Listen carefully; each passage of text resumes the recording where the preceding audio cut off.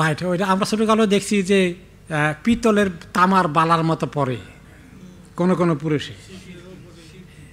এটা কি জন্য পরে? বাতের জন্য পড়ে।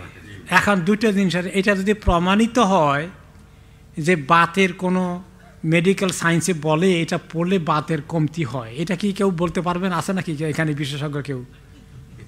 কারো কাছে রিসার্চ করে কিছু প্রায় রেজাল্ট আছে? মনে হয়তো নাই, কিছু থেকে এটা বলে আল্লাহ ভালো জানেন। তো কাজেই এই তারপরে এই বিশ্বাস যদি করে কেউ যে এটা মেডিকেলি একটু বেনিফিট আছে, সেটার একটা হুকুম, সেটাকে শিরক বলা যায় না, এটা মূর্খতা বলা যায়। মেডিকেলি প্রমাণিত নাই, তাও সে করে। মেডিকেলি প্রমাণিত হয়ে গেলে ঠিক আছে, মেডিকেলি প্রমাণিত না হলে এটা বেকুবি, যদি কোনো কিছু না হয়।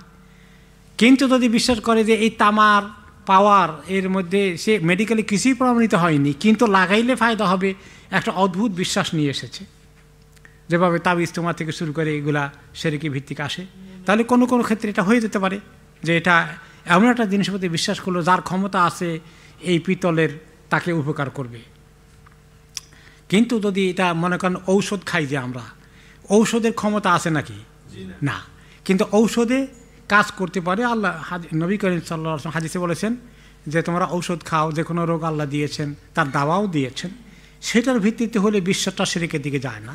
আর সেটা না হয় যদি মনে করে এর কোনো আজগুবি ক্ষমতা আছে, তেলিসমাদি ক্ষমতা আছে, তাবিজ কবজের মতো ক্ষমতা আছে, তাহলে গিয়ে সেখানে শিরক হতে পারে, বিদআত হতে পারে, অনেক কিছুরই সম্ভাবনা রয়েছে। বিশ্বাস করে তার নিজস্ব নির্ভর করে তার নিজস্ব বিশ্বাসটা কীরকম তার উপরে।